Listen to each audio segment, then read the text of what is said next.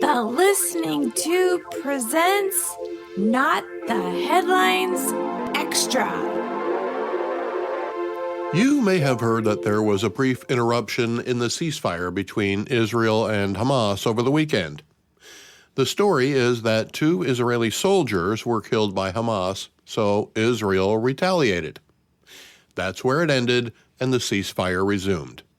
As was claimed later, the Hamas guys who killed the Israeli soldiers didn't know that there was a ceasefire.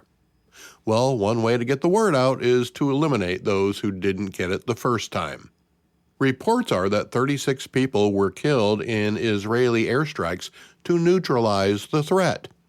Allow me to share with you some of the headlines from newspapers around the United States, and you can decide for yourself if they tell the same story I just related to you.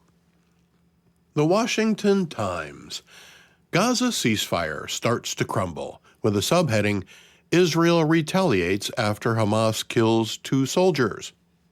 The Washington Times is a relatively conservative publication. The headline is a little ominous, but the subhead sums up the event in only a few words. There are some who try to be centrist, like the Chicago Tribune, which says Israel halts aid after fighting in Gaza, with the subhead, Ceasefire holds as Netanyahu doesn't push return to war. And the Wisconsin State Journal, which says renewed fighting strains ceasefire, with the subhead, Hamas blames remote units, Israel halts aid. Other headlines also mention the suspension of aid, but only the Washington Times mentions that Hamas struck first. Other headlines from around the country clearly show a pattern of partisanship on the part of our print media and its digital accessories, or at least a negative narrative of the peace deal and ceasefire and its likelihood of succeeding. Here's one from the Tampa Bay Times. Israel hits Hamas, halts aid in Gaza, with the subhead, trucks stopped until further notice as renewed fighting tests the fragile ceasefire.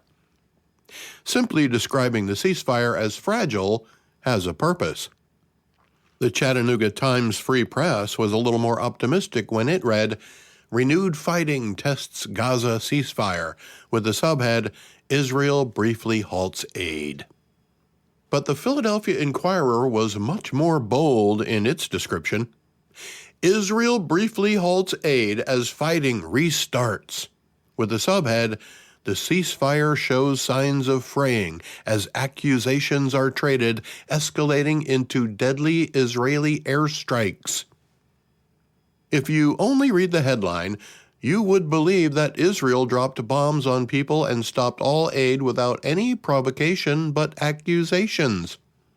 The Portage Daily Register in Wisconsin says, renewed fighting tests fragile ceasefire, with the subhead, Israel briefly halts aid to Gaza amid deadly strikes. It doesn't blame anyone specific for the deadly strikes, and makes the interruption of aid the main story. You have to read the story to find out that the fighting isn't continuing, as the headline might lead you to believe, and that aid has been resumed. The Dallas Morning News was more to the point. Truce restarts after attacks, it said, with the subhead, Israel says peace aid to resume after airstrikes kill 26. Yes, there is a discrepancy in the number of people killed. The Roanoke Times in Virginia says, ceasefire tested as fighting renews, with the subhead, health officials said at least 36 Palestinians were killed. It doesn't mention that 2 Israeli soldiers were killed. On the Minnesota Star-Tribune, it's the top story. Israeli attacks shake ceasefire. If that's all you read, and that's all you think you need to know, and it simply confirms what you suspected or hoped would happen, then you have no reason to read the subhead, which says, Gaza aid also temporarily halted after Israel says Hamas broke truce by shooting soldiers. That sounds fair on the surface, but the headline would imply the Israeli attacks are confirmed, while the shooting of Israeli soldiers by Hamas is an allegation. It's a subtle difference, but it matters. Some of the country's headlines were more to the point. The Arizona Daily Star says, Israel strikes targets in Gaza. The Washington Post, Israeli strikes hit Gaza days into truce, with a subhead, dozens killed after IDF says it responded to alleged Hamas violation. A violation? 2 Israeli soldiers were killed, and the Washington Post calls it an alleged violation.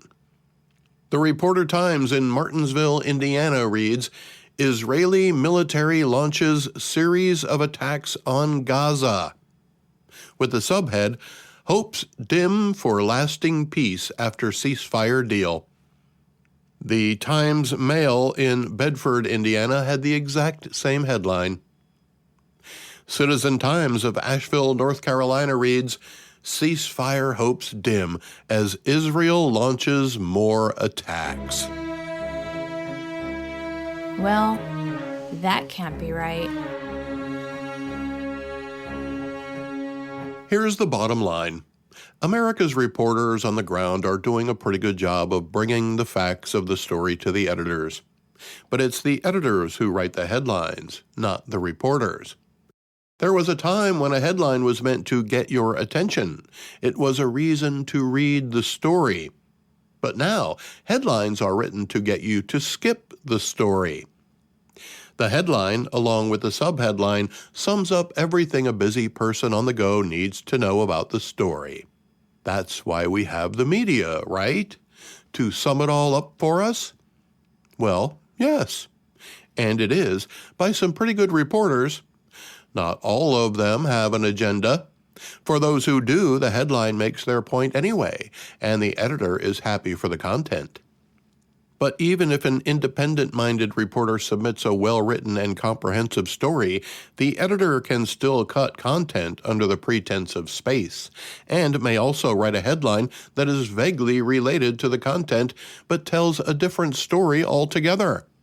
In this case, newspapers nationwide chose to vilify Israel, cast doubt on the peace process in place, and sought to generate sympathy for one side while ignoring the fact that the whole thing was over in a matter of hours and started with the killing of 2 Israeli soldiers violating the ceasefire. All by the way they wrote the headline. Counting on you to not learn the whole story. Get a lot more content from the Listening Tube with Bob Woodley podcast.